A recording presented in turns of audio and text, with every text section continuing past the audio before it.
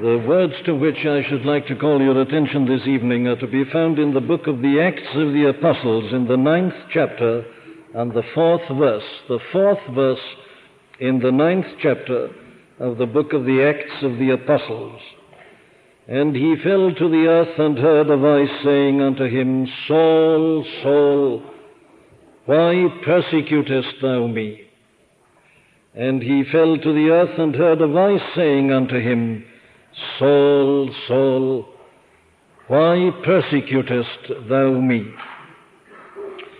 We come back once more to a consideration of this great and epochal event, namely the conversion of Saul of Tarsus.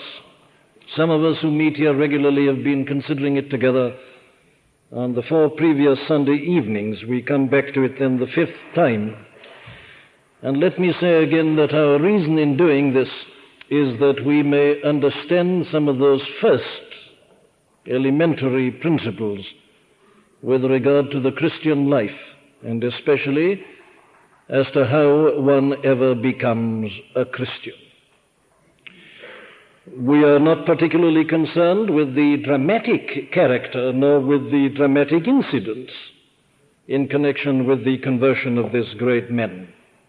They are not vital, they are not essential. That isn't my opinion, that is the teaching of the apostle himself, as it is clearly the teaching of the Bible. It isn't the accompaniments that matter. It isn't the occasional concomitants that count. It's the thing itself. And the thing itself is always the same.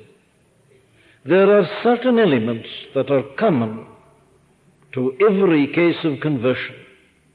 There are certain things, I would go further, that are absolutely vital and essential to true conversion and to our becoming truly Christian. And we have the authority of this great man himself for saying that what happened to him and in him is a kind of pattern and example which can be held before others. He says that himself, you remember, in writing to Timothy, in that first epistle, in the first chapter, from verse 12 to verse 16, he says that this, he says, happened to me that I might be a pattern of God's patience amongst other things in all them who are going to believe. So I say we come to this and we look at it together. Now, the way I believe, the best way of looking at it is something like this. Here is a man whom we know as the Apostle Paul. This amazing man, this astounding personality. Many of us refer to him as the great apostle. Oh, we needn't quarrel about that. Whether we should have our favorites or not amongst the apostles, I don't know. It doesn't matter. Certainly there was no greater man than this. Has the world ever seen a greater man than this?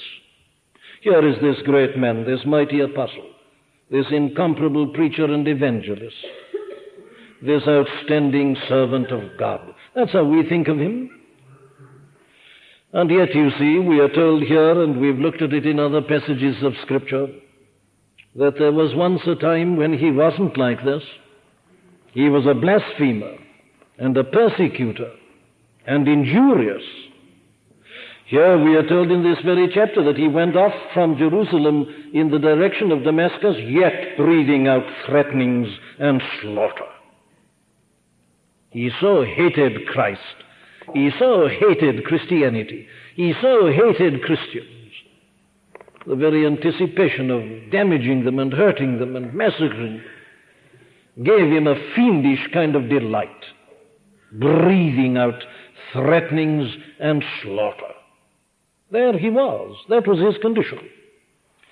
And as we have seen, that was his condition in spite of the fact that he knew the facts concerning Jesus of Nazareth. He had heard about him. He knew all about him in a sense. That was why he was able to say, I verily thought with myself that I ought to do many things contrary to the name of Jesus of Nazareth. It wasn't an ignorance of the whole story of Christianity. He knew it.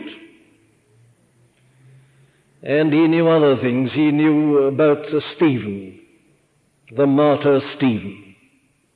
He was present on that occasion. He'd heard his address. He'd seen the face shining. He'd seen him dying. He was aware of all these things, and yet here he is, a bitter, violent opponent, has no use for it, indeed regards it as blasphemy, and was fully persuaded in his own mind that he was pleasing God by trying to put an end to it and exterminating such people off the face of the earth. Well, there he was, a non-Christian. And then, you see, he became a Christian. Now, we've spent most of our time so far in considering the causes of Paul's remaining as a non-Christian for so long. We won't go into this again. I would hurriedly remind you that we saw certain general causes, and then in particular he has emphasized his ignorance. His real ignorance of the truth of the things which he thought he knew. And then last Sunday night, you remember that state of unbelief in which he was. I obtained mercy, says Paul, because I did it ignorantly, in unbelief. Well, there he is, and still he's not a Christian, for those various reasons. But now we come to the turning point. Having looked at the things that held him back, we are now beginning to look at how he changed from that position to the other. We saw that this condition, which we describe as conversion, is a very profound change, a complete change. Everything becomes different. Well, now, how did it happen? How does it happen? Well, here I say, as we begin to look into this great story as it's unfolded in this 9th chapter of this book of the Acts, we shall see how it happened to this man. Let me say again, let's not be held too much by the dramatic quality, but let's get at the principles behind, for these are constant. These are always the same. You'll find them in every case in the New Testament. You'll find them as you read the lives of the saints throughout the centuries. It doesn't matter what century it happens in. It doesn't matter where it happens. It doesn't matter the type of person to whom it happens. There are certain things that are always present and are therefore basic. I regard them as the bare essentials, the irreducible minimum. And now I say we begin to look at these things. What is it that happens to a man when he gets out of a state of unbelief and ignorance and becomes a Christian? That's the great thing, the vital thing, isn't it? Again, may I say that I'm calling attention to all this on the assumption that I'm speaking to those who either know what it is or who else are longing for it and desiring for it. And to whet your appetite, if you're not longing for it already, my friend, let me remind you again of this man and his character. Wouldn't you like to be like this man? Wouldn't you like to be a master of circumstances? Wouldn't you like to be able to say, I have learned in whatsoever state I am, therein to be content? Wouldn't you like to be able to look into the face of the last enemy and to say, to me to live is Christ, and to die is gain? Because it means going to be with Christ, which is far better. That's what this man became. That was his life, that was his experience. The master of life and all its attendant circumstances. One of the greatest benefactors that the human race has ever known. There he is. How did he become that? How did this change take place from that awful blasphemy and persecution to this astounding condition in which we find him in the pages of the New Testament? Well, let me just note the steps this evening. I'm simply making an analysis of what we are told here. Here are the things that I regard as being absolutely essential. The first thing is, and the most vital thing of all, the intervention of God. He desired of the authorities in Jerusalem letters to Damascus and to the synagogues, that if any be found in this way, whether they were men or women, he might bring them bound unto Jerusalem. And off he goes with all his commission and all his authority from Jerusalem. And listen to it. Look again at this extraordinary way in which the Scripture puts these things, the way it can put it all in just a word almost. And as he journeyed, he came near Damascus, and suddenly there shined round about him a light from heaven. I say God intervenes. Now, let us put this from the experimental standpoint this evening. Someone may say to me, yes, you say God intervenes, but how do I know that? What does that mean to me in my experience? Well, let me put it like this, if you like. One of the first things that happens to a man who thus is passing from unbelief to becoming a Christian is that he becomes aware of the fact that something is happening to him. I say in the case of Paul, of course, it was with all this dramatic suddenness and intensity. Suddenly there shined this light round about him. Well, now, it isn't always like that, and that isn't essential. It needn't be sudden, it needn't be dramatic. It can be slow, it can be almost unperceived. And yet, as certainly as it's happening, one is aware of the fact that something is happening and something is taking place. Now, again, you see, we come back to the Apostle's own account of this. He says, I'm a pattern and an example. All right. It's like being in a dark building and suddenly the switch is put on and the light is there. Well, now then, but the light doesn't always come on like that. Oh, I say there are times, you'll find it in the history of the saints, when there was nothing with this dramatic suddenness and intensity, but they were just aware of the fact that something was happening to them. Something that they'd never known before, something that they'd never experienced before. And yet, do as they will and as they like, they're just conscious that they're being dealt with, that something is taking place. Let's put it like that quite explicitly. It's the consciousness of the fact that something is being done to us and that we are, I say, being dealt with. It's very difficult to put this into adequate language. But it is this sense or sensation almost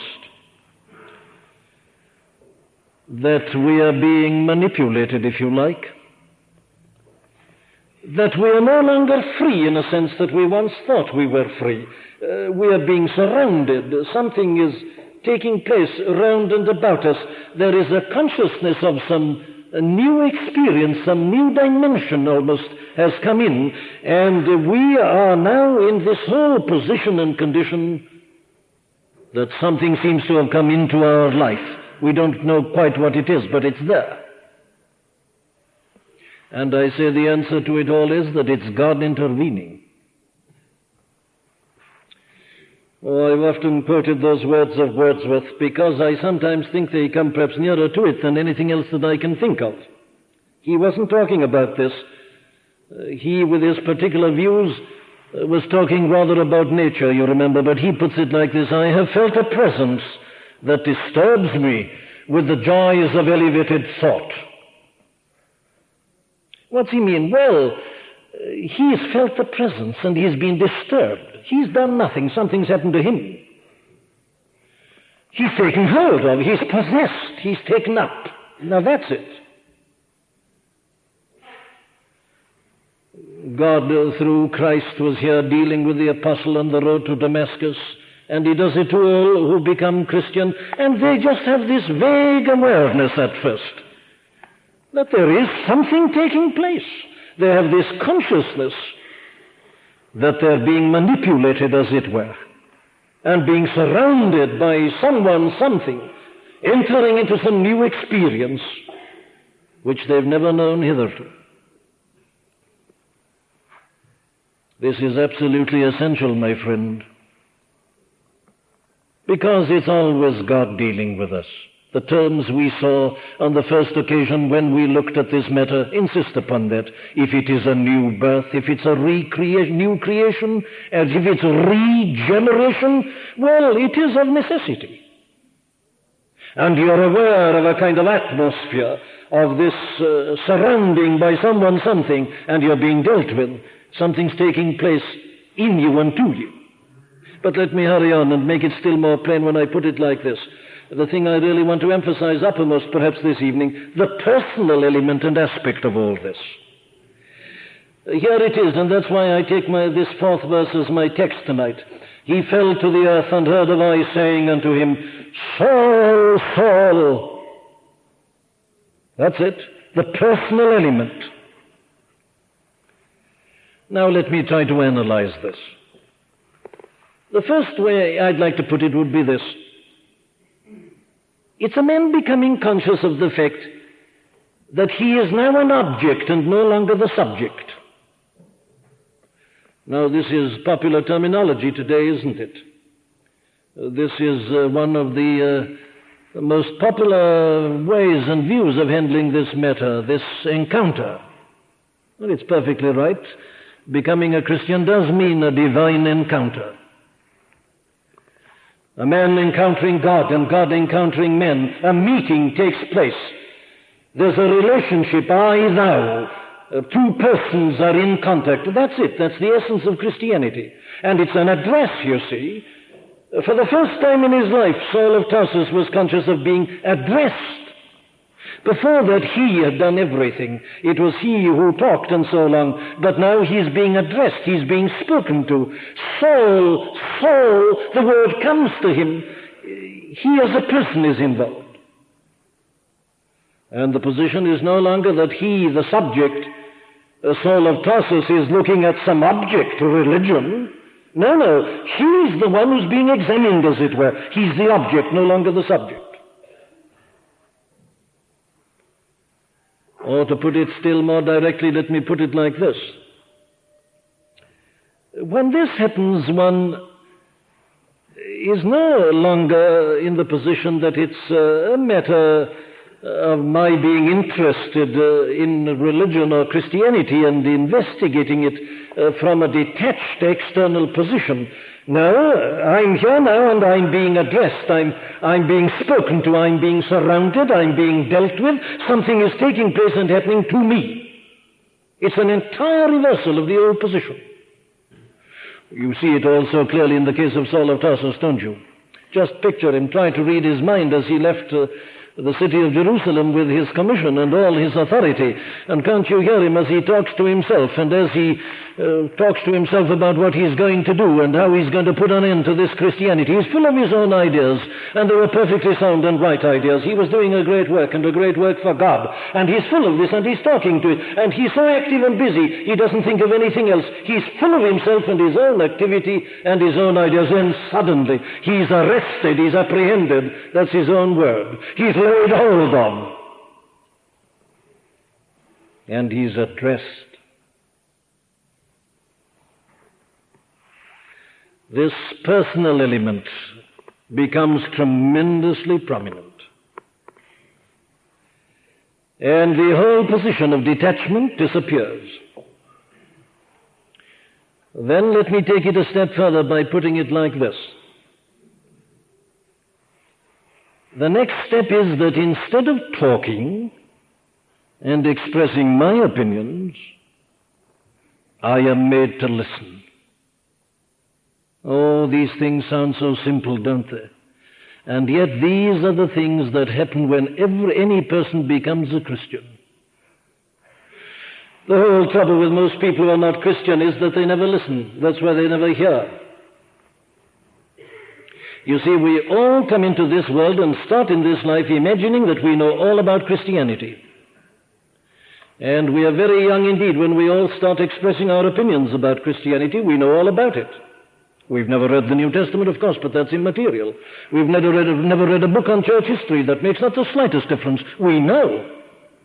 And especially in the 20th century. We know all about it. So what is Christianity? Well, Christianity is something for me to demolish, something for me to denounce and to expose and to make a joke about. I know all about it, and I'm doing the talking, and I'm speaking about Christianity, and I'm saying what I think and what I'm going to do. Then, my friend, you find yourself in the position that you're listening. And it's the most glorious thing that can ever happen to you. It's the best sign that you're on the way to becoming a Christian, if indeed you've not already become one.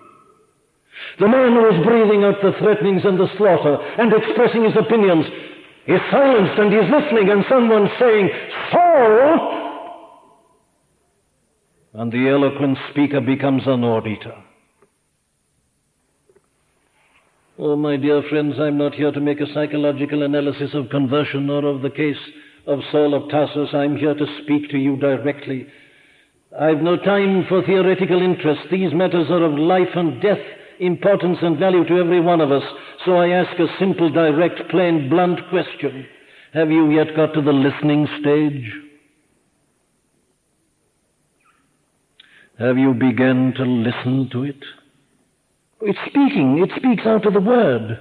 Do you come to the Word as the critic in order to find the flaws and the errors and the things you're talking about, and in order to expose it all? Or are you suddenly driven backwards and it stands out and it comes up to meet you and it's looking at you and it's speaking to you and you're conscious of being addressed and you've become the auditor? Which is it? There can be no question, there's no argument about this. Every man who's become a Christian has passed through this stage of silence. When you've been apprehended and arrested and pulled up and made to think for a moment, and you're done, and you just listen and you're aware of these things coming to you. He became silent. He became for the first time the auditor. Or to put it in still another way, let me put it to you like this. The voice came and said, "Saul, Saul, why persecutest thou me?" And for the first time, I think, in his life, these things became to Saul of Tarsus personal concern. Here again is something I'm sure that we all have known something of in experience. It's almost incredible, but it is surely the masterpiece of Satan, that he can make us consider these things, even these things, in an impersonal manner. We all assume the position of the judge on the bench when it becomes a question of Christianity. Oh, I think I've quoted to you once before that perfect statement of this position I'm trying to outline.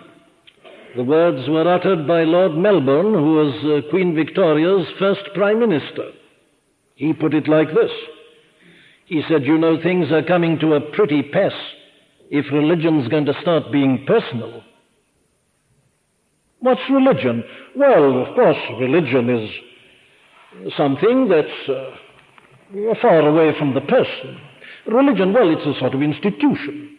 It's a part of the British heritage, part of Western civilization.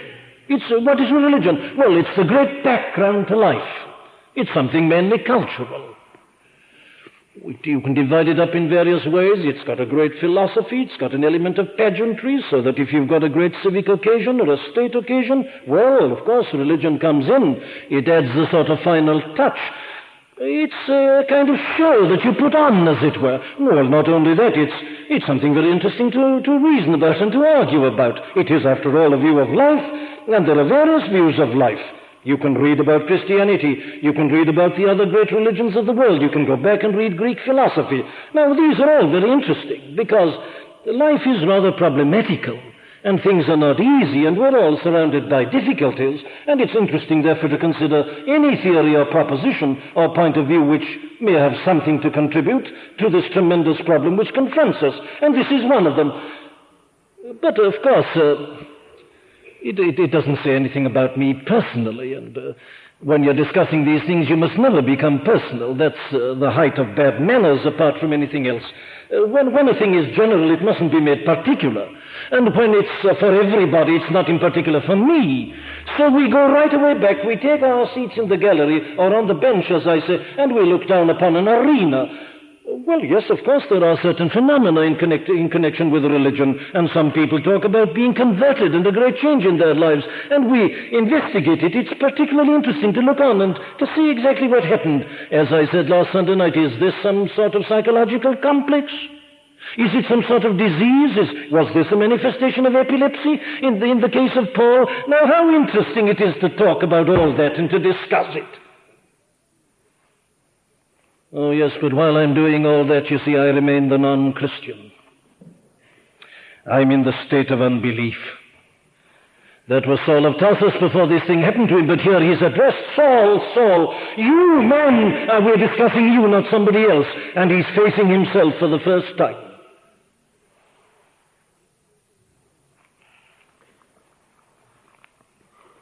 Christianity is first and foremost personal.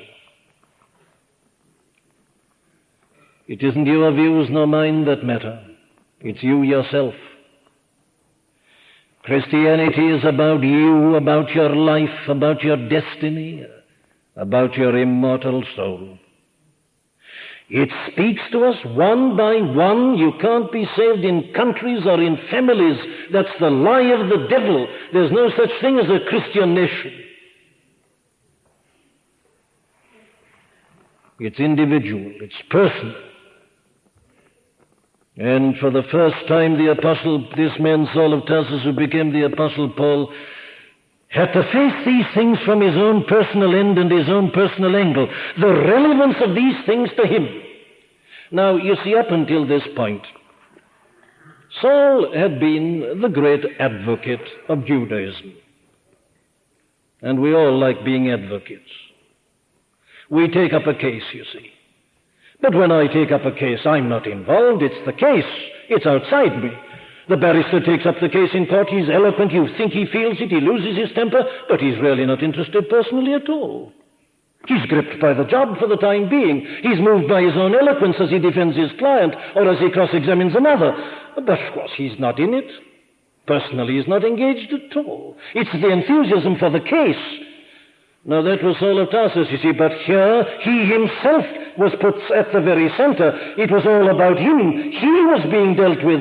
He, I say, has become the object and no longer the subject. For the first time, he himself as a person became directly related to these things. Oh, my dear friend, I don't apologize for asking some simple questions as we go along tonight. Have you really faced these things personally? Have you realized where you yourself come into it in all these matters? Have you realized that you really can't be a spectator where God is concerned? That there's no such thing as a detachment. That the scholarship, as I said last Sunday night, makes no difference at this point at all. We are all here in this world and we are passing through it, and we're all personally involved. Saul, Saul. Where do you stand personally relative to these things? That's inevitable. And then I go on to my last point under this personal aspect, which is this. There takes place this dawning consciousness that what really matters is not what I think of him, but what he thinks of me. I verily thought with myself that I ought to do many things contrary to the name of Jesus of Nazareth. What's that mean? It means this, that his sole concern there was with his opinions of Jesus of Nazareth. And he wasn't slow to express them. And he was very sure of them. And that to him was the big thing and the important thing. Suddenly here the whole thing is reversed again. And he sees that what really matters is what that blessed person he's just seen there in the heavens thinks of him. Oh, these steps are clear and obvious, aren't they? You see, you become object rather than subject. You listen instead of speaking. You're involved in it yourself. It's not detached. It's direct and personal. And above all, I say, you're aware of judgment coming upon you instead of you're expressing your judgment. Saul, Saul. My dear friend, have you ever heard it coming to you like that? Have you heard yourself being addressed? Are you aware of the fact that God is dealing with you and is speaking to you? No man can be a Christian without that. It's impossible. You can't accept Christianity as a philosophy. Of course, you can do that, but that doesn't make you a Christian. To merely give an intellectual assent to these things, it's not enough. It is really and truly an encounter with God. It's a meeting. Not with this dramatic intensity, perhaps. You don't see Christ. Paul saw him. That made him an apostle, because he saw literally the risen Lord, the face of the Lord on the road to Damascus. You and I don't have that, but we meet, we know, we have felt the presence, we've known he's dealing with us, and we've known that he's dealing with us individually and directly. Personal. And then, of course, I go on to the next step, which is conviction of sin. The interruption, the awareness of the other, the person and the personal involvement, and that leads, of course, to the conviction of sin. Listen, Saul, Saul, why persecutest thou me? What does this mean? Well, again, let me break it up into its simplest components. The first thing this means, of course, is that I come to a realization that God knows me. This great God I've thought of and spoken about and have argued, this kind of philosophic X, this great Creator, the absolute, the eternal, somewhere in the distant heavens, who's fashioned the cosmos and who's interested in the whole world, I awaken to the dread, the almost terrible realization that he knows me individually. Saul, Saul.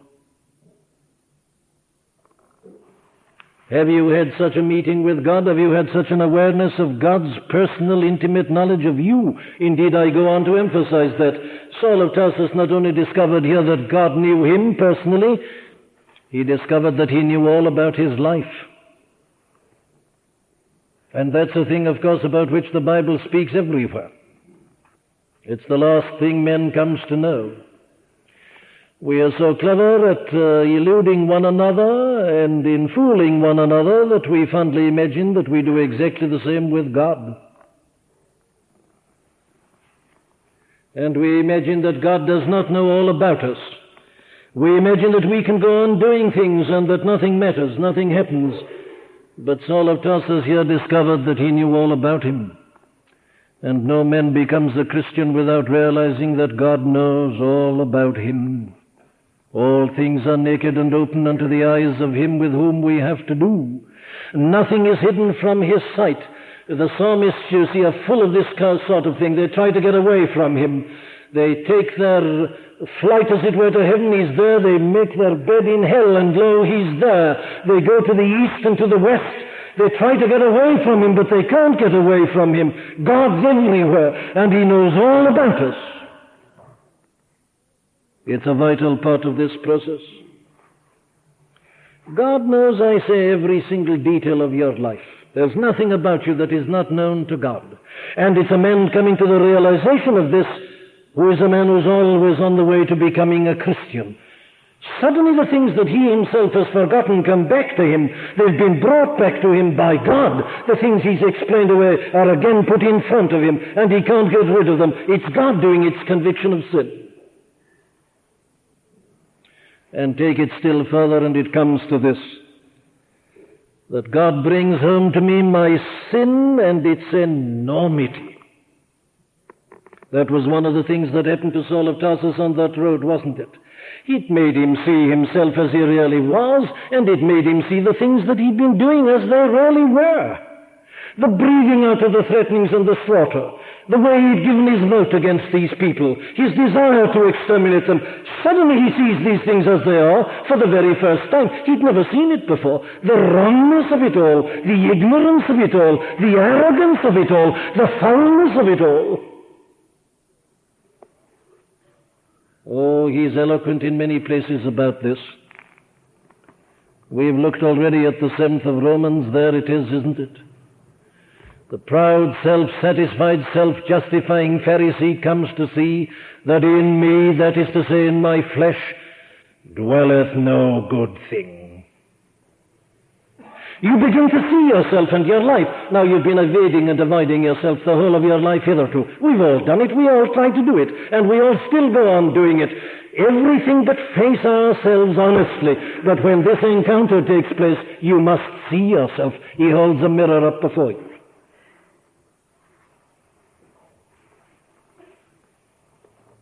Have you really faced yourself and your life?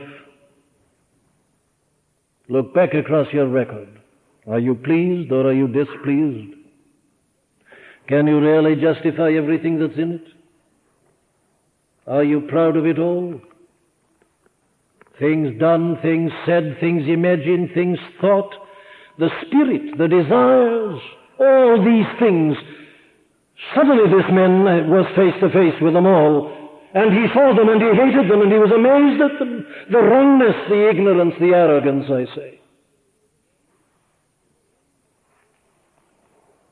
And especially when I go on and put it like this, all that in its relationship to God. The thing that he never got over was this, that the words uttered by the Lord were, Saul, Saul, why persecutest thou me? He thought he was persecuting Christians. He's told he's persecuting Christ. All that he's been doing is not only wrong, but it's terrible when it's put into the relationship with him. And that is the essence of the conviction of sin. What makes sin sin is not so much that we do things that are wrong, my friends. What makes sin sin is that we do such things against God. That's the thing that came home to David, wasn't it? Though he was guilty of adultery and of murder, what he actually said was, against thee, thee only have I sinned and done this evil in thy sight.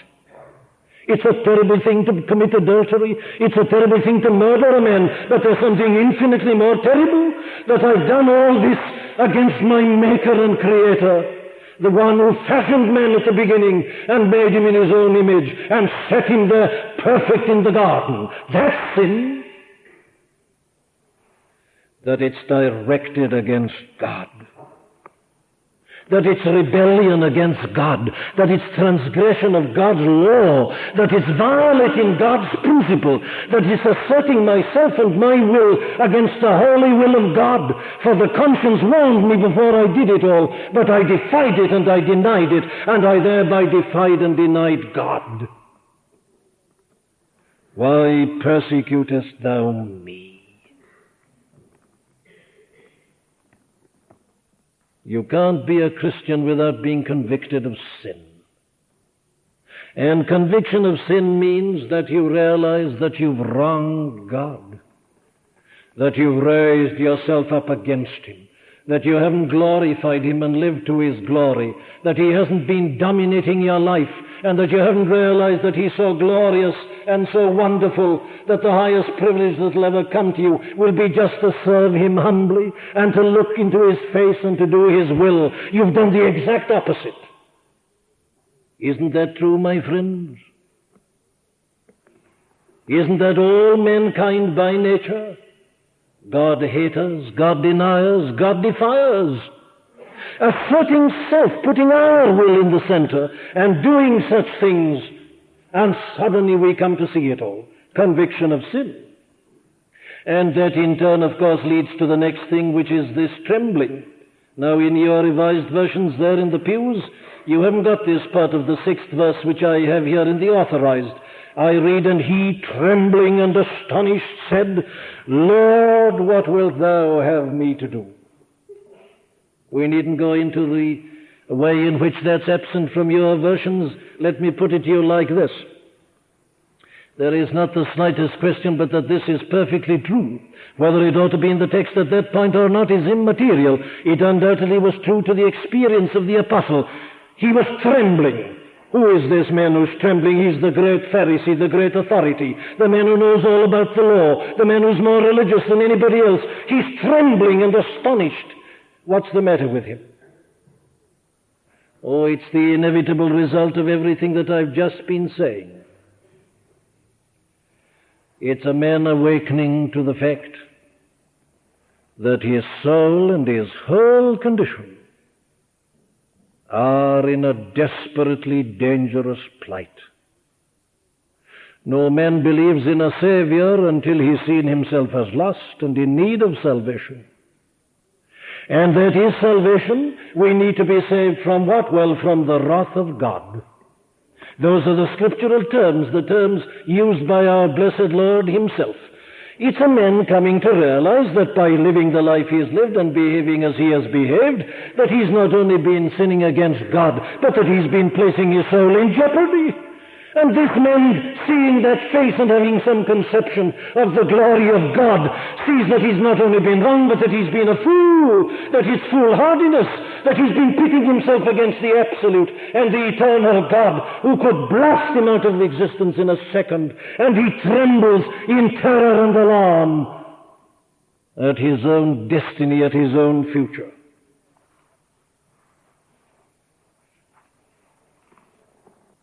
Have you ever been concerned about yourself?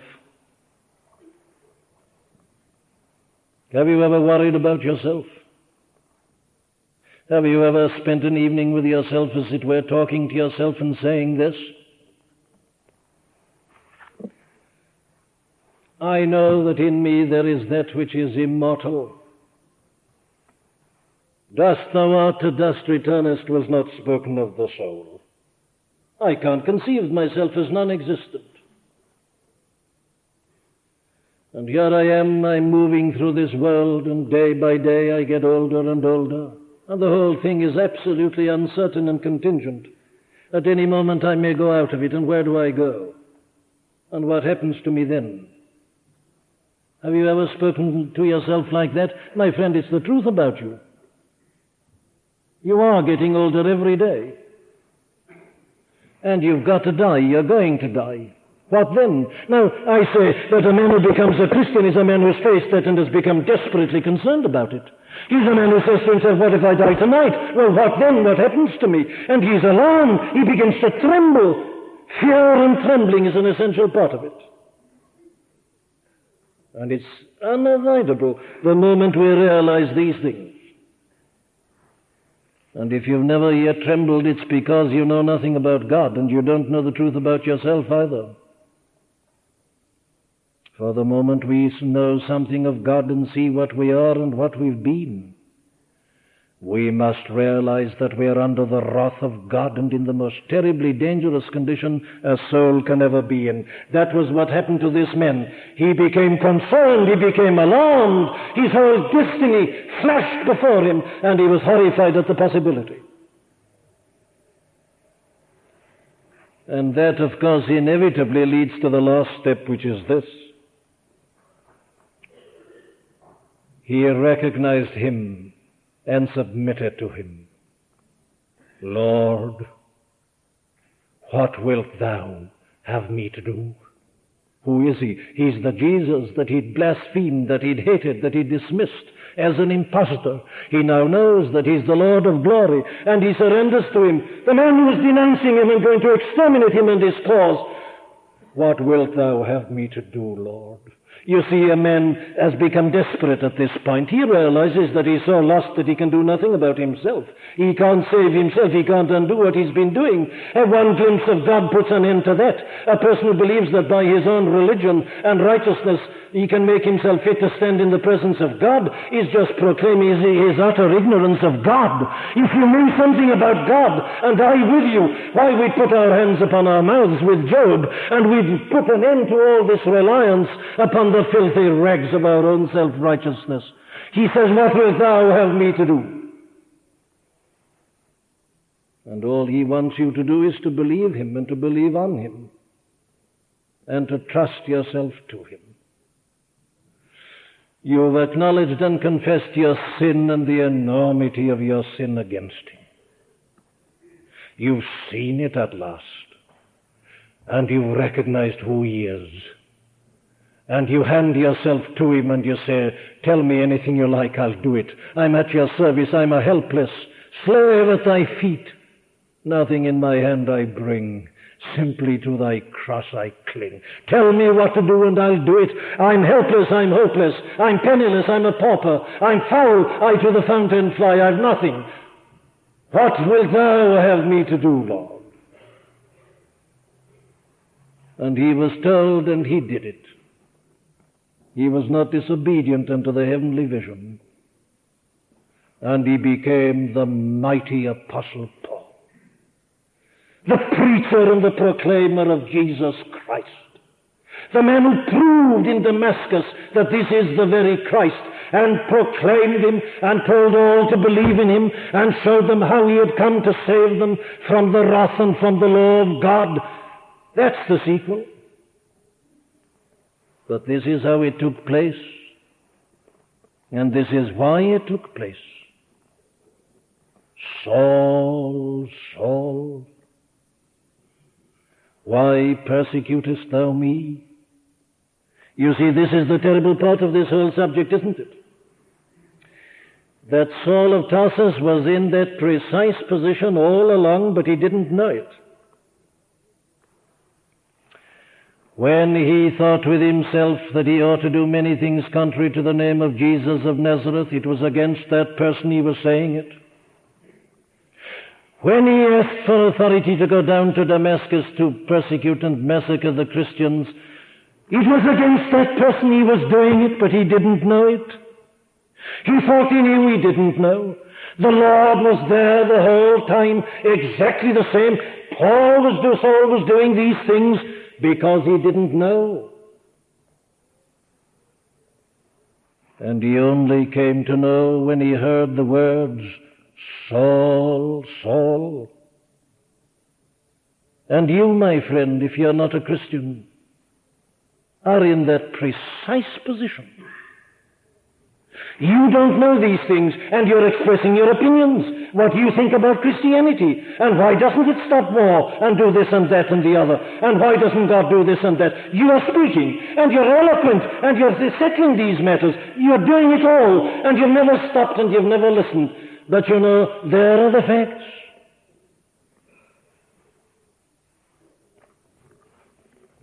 And I more and more come to think of Christian preaching as just this.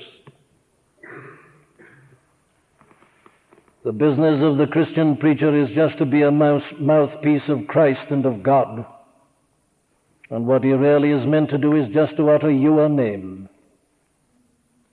Saul, Saul. Stop a moment. Think for a minute. Do you realize what you're doing? Who are you?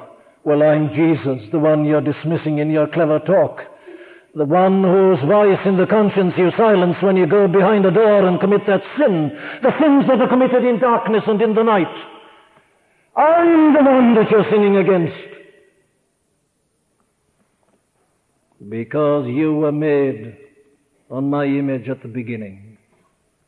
And I've come from heaven to earth and have even gone to the cross and the grave in order to deliver you out of all that. That's the business of preaching, just to tell you that, but I'd add this to it. Shall I put it in the form of a question? Have you heard this personal address so far? Have you heard God speaking to you directly? Has God spoken your name to you? Have you had this consciousness that God has rarely spoken to you individually and told you that He knows all about you? Have you had this consciousness of being dealt with and God addressing you? Has your name been spoken to you? Because, my dear friend, a day is coming when your name will be pronounced. You go to the 20th chapter of the book of Revelations and there you'll read about it. The great day of judgment is coming when God will be seated upon the throne and all the people of the earth and the heavens and the sea and everywhere else, they'll all appear before Him and the books will be opened. And as certainly as I stand in this pulpit at this moment and tell you that on that road to Damascus, that Saul of Tarsus heard his own name being called out from heaven, you will hear your name being called out from heaven. Your name will be called. You can't hide yourself in that crowd, because God knows us one by one. There's no limit to His knowledge. He knows us individually. He'll address us by name. Our record is in the book. Everything we've done or said or thought, it's all there. He knows it all. And your name will be called out. Saul, Saul. Do you hear it now? Well, if you do, do what Saul of Tarsus did, turn to him and say, "What wilt thou have me to do?" And he will give you the same old simple reply, "Believe on me. Give yourself to me, and be saved from the wrath to come." Amen. We do hope that you've been helped by the preaching of Dr. Martyn Lloyd-Jones. All of the sermons contained within the MLJ Trust audio library are now available for free download. You may share the sermons or broadcast them. However, because of international copyright, please be advised that we are asking first that these sermons never be offered for sale by a third party. And second, that these sermons will not be edited in any way for length or to use as audio clips. You can find our contact information on our website at mljtrust.org. That's mljtrust.org.